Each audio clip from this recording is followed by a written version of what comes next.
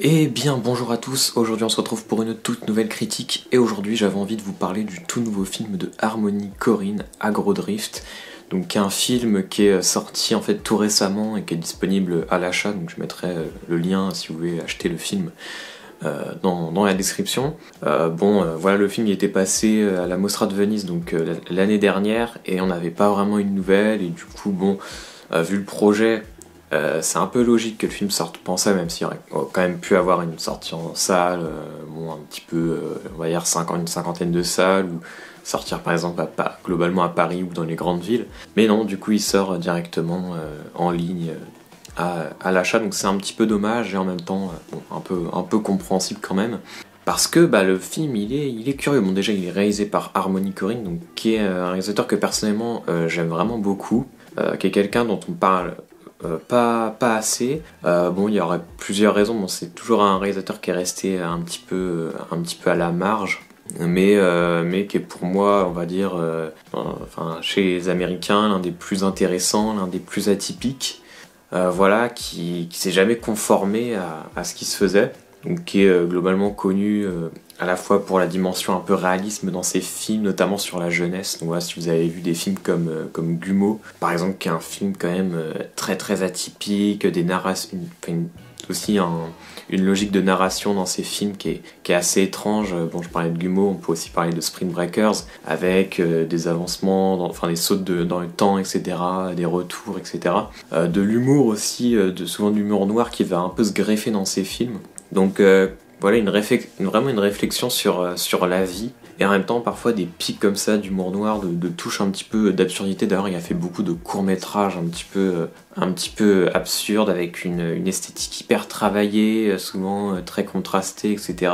Enfin des choses vraiment hyper singulières, et moi c'est un réalisateur que vraiment même son dernier film qu'il avait fait, The Beach Bum, qui avait déjà pas beaucoup convaincu, j'avais vraiment beaucoup aimé. Pour la folie du personnage, c'était ramené aussi Matthew McConaughey à l'écran, donc déjà c'était assez appréciable. Et puis le ramener dans un film un peu fou, qui s'autorise un peu tout. Et là il continue en fait dans cette démarche-là. Donc c'est un film qui ressemble à Agrodrift, qui ressemble quelque part un peu à The Beach Boom dans cette envie de faire un peu ce qu'on veut. Donc déjà, ce qui avait un peu interrogé, moi y compris, c'est un film tourné en infrarouge, quoi. Donc on peut quand même se poser des questions, et même moi qui aime bien le réalisateur, je me disais, est-ce que ça va pas être un peu une arnaque, est-ce que ça va vraiment être bien? Et une seule façon de vérifier, c'est de voir le film, et déjà il y avait quand même des avis assez divergents, avec des gens qui disaient que c'était incroyable, et des gens qui disaient que c'était pourri de ouf, quoi. Et en fait, je peux comprendre, c'est un film qui suit en fait la logique des films d'Harmony Korine, donc je pense que la question va pas tant être sur l'esthétique que de quoi est composé le film, scénaristiquement, qu'est-ce que le film raconte.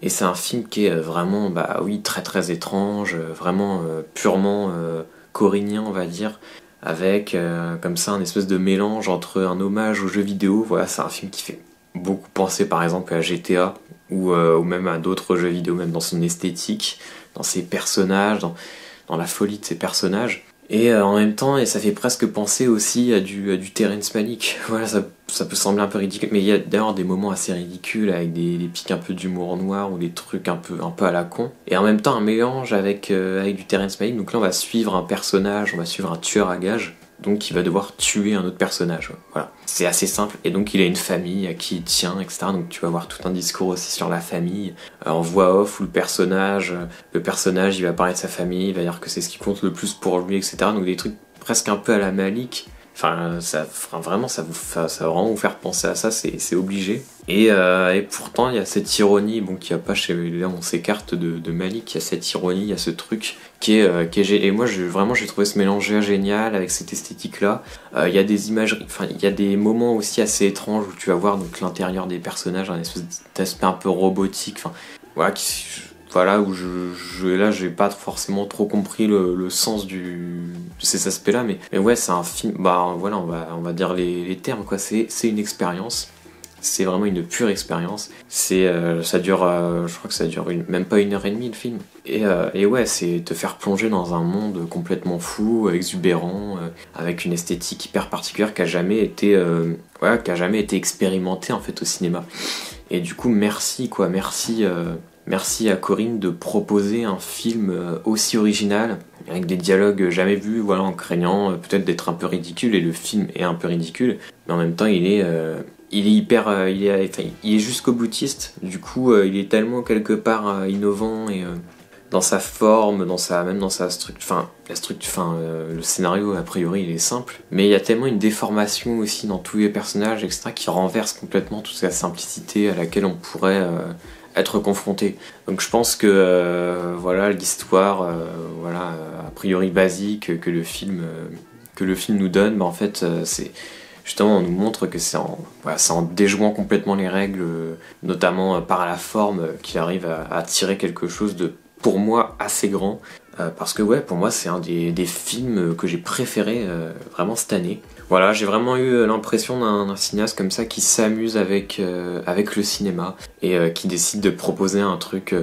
Voilà, j'ai pas forcément allé plus loin. C'est sûrement un film d'ailleurs qui sera intéressant à mettre en parallèle avec ses autres films, avec le jeu vidéo, voilà, qui intéresse, je crois, qui intéresse beaucoup Harmony Korine. Mais voilà, vraiment voyez-le sans trop penser. Enfin, là, je vous en ai dit quand même pas mal, mais vraiment voyez-le en vous plongeant dans une expérience. Enfin, comme si vous vous plongiez vraiment dans un truc assez inouï.